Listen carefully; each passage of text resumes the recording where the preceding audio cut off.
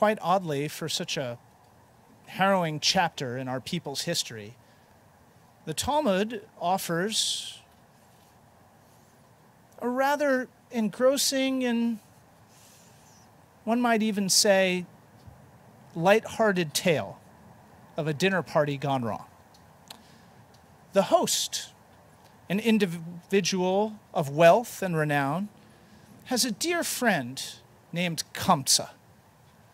But it also happens that he has a bitter enemy named Bar Kamsa.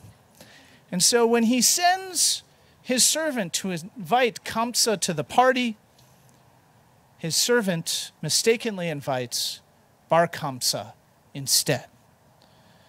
Now, I remember sharing this story with a community in, where was it? I think it was in Arizona. And they said, well, obviously the problem, the moral of the story is, should have had a better servant.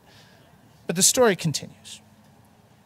Unfortunately, no one notices the mistake until the day of the party, when our host discovers his rival, Bar Kamsa, sitting at his table, eating his food, drinking his wine, and talking to his guests. Shocked, he confronts Bar Kamsa and asks him to leave. Bar Kamsa, who's terrified of the embarrassment that would result from leaving the party early, offers to pay for his food and beverage. But our host remains firm. Bar Kamsa has to go. Next, Bar Kamsa says, I'll pay for half the party. Just don't make me leave. It would be too embarrassing. But our host says, Bar Kamsa, you've got to go. Finally, Bar Kamsa offers to pay for the party in its entirety. But our host, resolute in his hatred of Bar Kamsa, throws the man out the front door. Rather than intervene in a dispute they didn't exactly comprehend or risk embarrassing their host, the sages who were in attendance at this party remained silent. And Bar Kamsa, who noted that the sages failed to protest the host's ill treatment of him, decides to exact vengeance not just upon his host, not just upon the sages, but upon the entire community of Israel. And so he approaches the Roman emperor and accuses the Judeans of rebellion. When the emperor dismisses Bar Kamsa's allegations, Bar Kamsa suggests a test of the Judeans' loyalty to Rome. Send them an unblemished calf, and if the Judeans offer it as a sacrifice, then they must be loyal. But if they refuse to offer the emperor's calf as a sacrifice, then they must be in rebellion. The emperor says, what harm can come of this? So he sends a calf with Bar Kamsa, but Bar Kamsa, en route, mars the calf ever so slightly, which forces the priests to reject it. The sages ponder sacrificing the calf anyway to avoid conflict with Rome, but a certain Rabbi Zechariah protests, suggesting that people would begin to think it's all right to sacrifice blemished animals if they were to see this animal sacrificed. The sages then consider killing Bar Kamsa to prevent him from slandering Judea to the emperor. But again, Rabbi Zechariah protests, suggesting that people would infer that bringing a blemished animal for sacrifice is a capital offense if they kill Bar Kamsa. Thus, the Romans invade, ultimately destroying the temple and exiling the Jews from Jerusalem.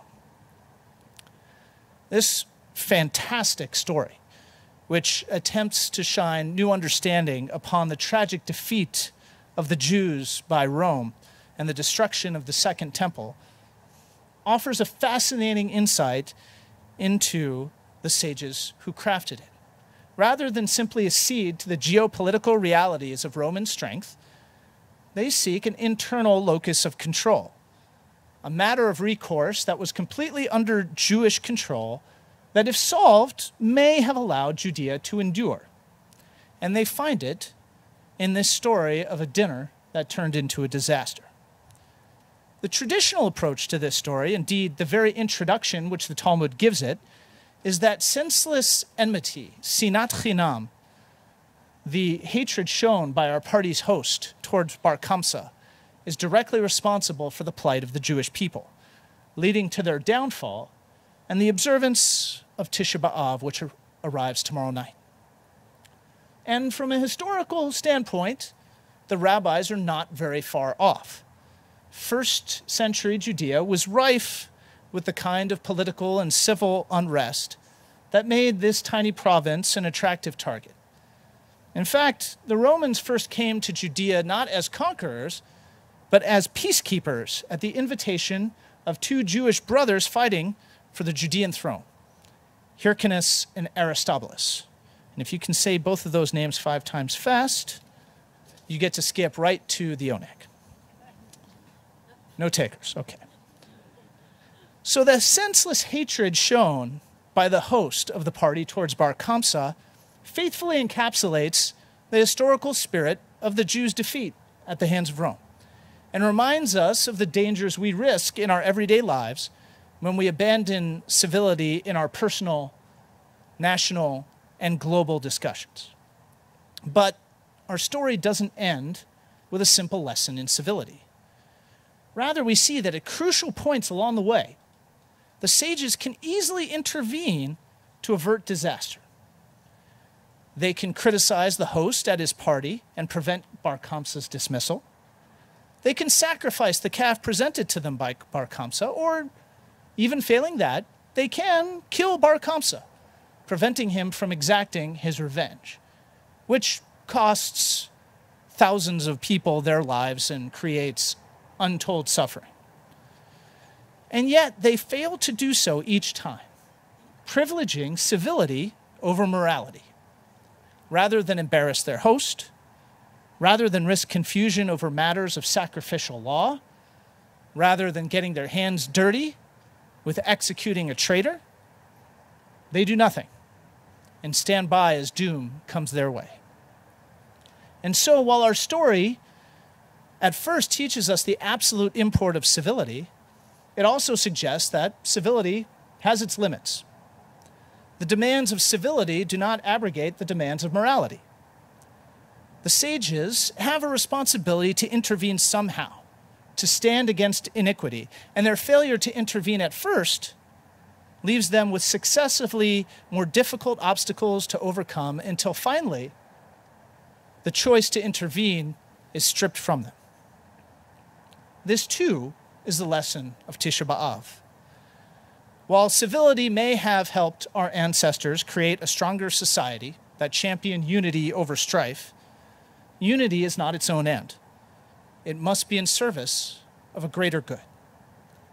So even as we strive today to create a society of mutual understanding, of cooperation, and of civility, there are those behaviors that transgress the bounds of morality, that can never be understood, and that must never be accepted in the name of civility or cooperation. Determining that boundary, that's a bit more difficult. And yet it's a challenge that we have to overcome if we're to avoid the fate of our ancestors. Luckily, our story provides clues into those behaviors that, if unchecked, ultimately lead to catastrophe. The first, of course, is the very senseless hatred itself that sets our story into motion.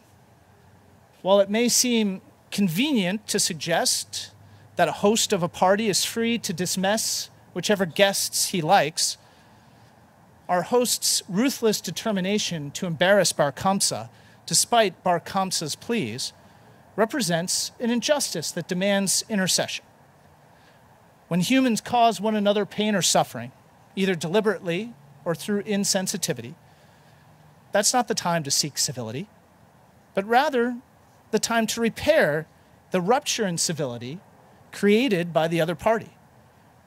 This too can be done with empathy and understanding and civility towards all involved, but it remains our responsibility to intervene when violence, exploitation, gossip, discrimination, hatred, bigotry, name your favorite cause of human suffering, threatens another human being.